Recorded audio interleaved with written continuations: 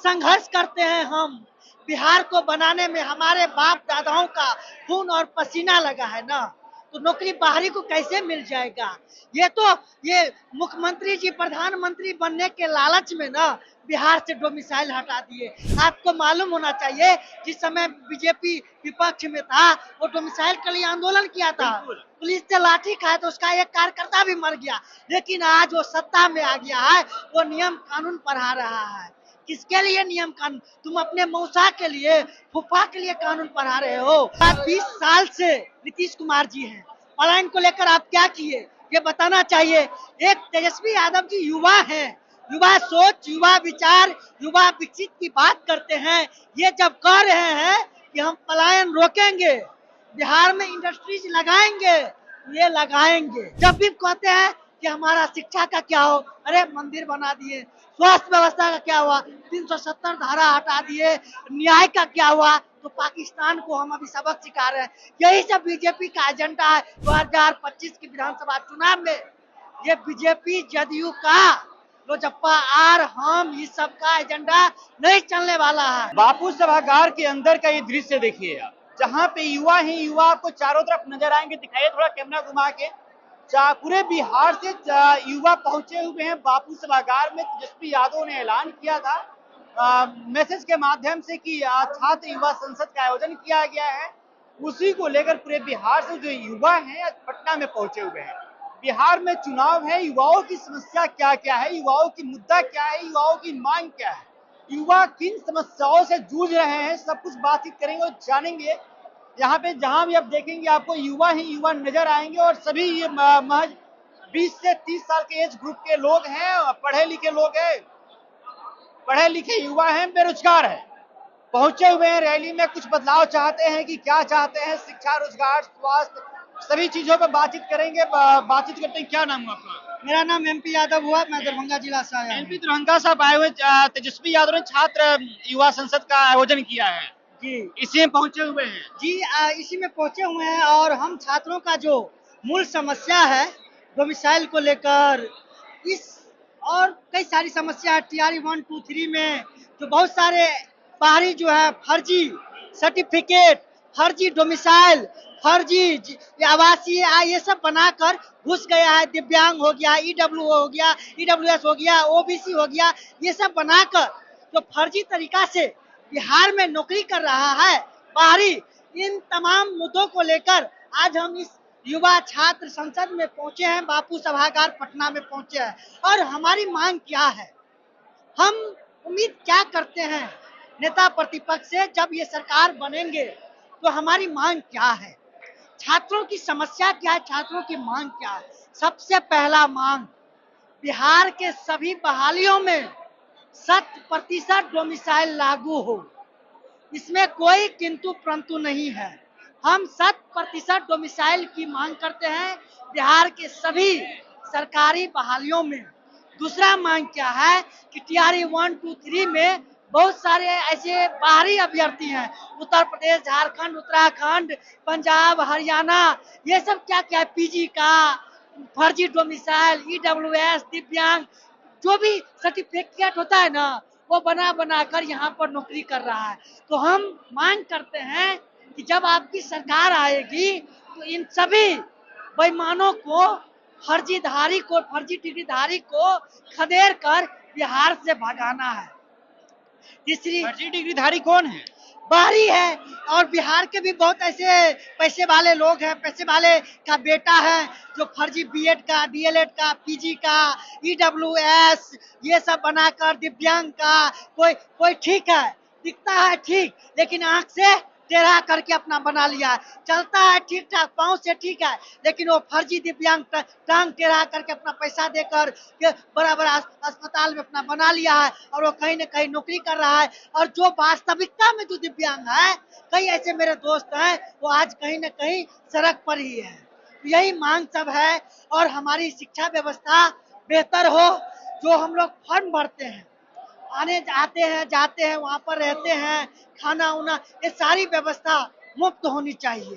आप तो BPSC के प्रोटेस्ट पे भी नजर आते हैं। हाँ हाँ, हम हर जगह, हम विद्यार्थी हैं ना, विद्यार्थी की मांग, हम अपने हिस्से का मांग लेने के लिए, हम अपने हिस्से का हक लेने के लिए कई बार, आज से कई बार 2022 से ही हम लोग आंदोलन कर रहे हैं। कभी सीटेट बिटेट के लिए, कभी डोमिसाइल के लिए, कभी बहाली के लिए, तो हम लोग सड़क पर मिल ही जाएंगे, कहीं ना कहीं किसी न किसी मांग को लेकर सड़क पर मिल ही जाएंगे। लाठी खाए बिहारी और नौकरी ले जाए दूसरे राज्य वाला। यही तो दुर्भाग्य है, यही पीड़ा, यही दर्द तो हमारे लाखों छात्रों का है ना, कि हम संघर्ष करते हैं। हम बिहार को बनाने में हमारे बाप दादाओं का खून और पसीना लगा है ना, तो नौकरी बाहरी को कैसे मिल जाएगा?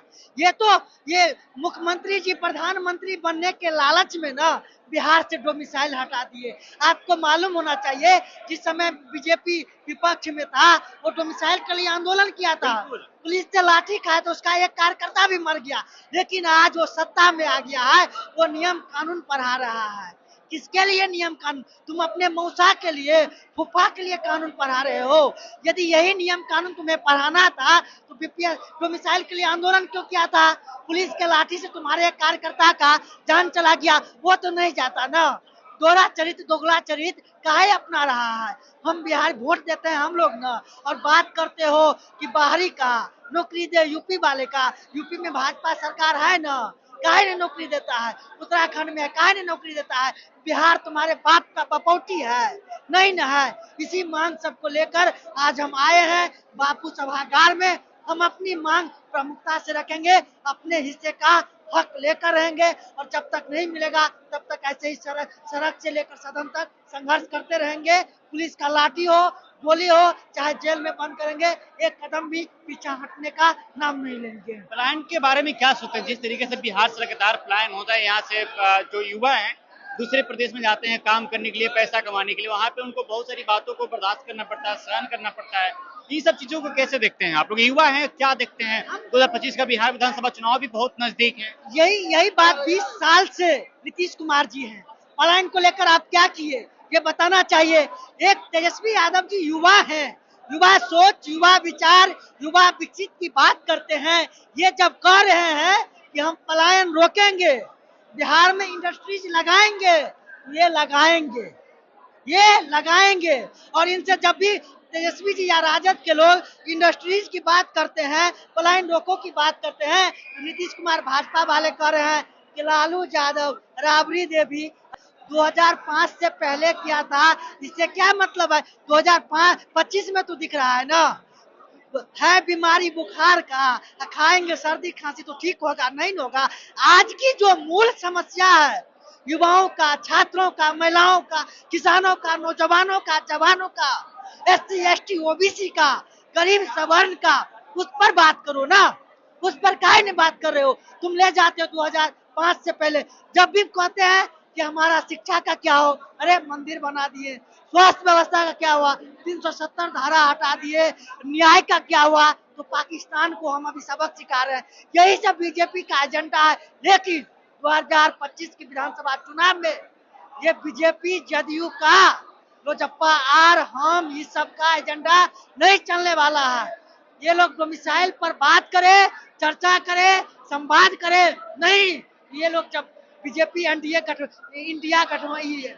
गठबंधन का जब नेता आएगा वोट मांगने के लिए, तो जूता का माला से स्वागत करेंगे और मुंह पर काली पोतने का काम करेंगे। क्यों? क्योंकि ये लोग दर दर से हम लोगों को सताया है, ठोकर मारा है, पुलिसिया लाठी से हम लोगों पर, अभ्यर्थियों पर अत्याचार करवाया है, पिटवाया है। इस बार जान नहीं छोड़ेंगे। एमपी यादव 2025 से बिहार का मुख्यमंत्री कौन होगा? युवाओं की मांग क्या है? युवा क्या सोचते हैं?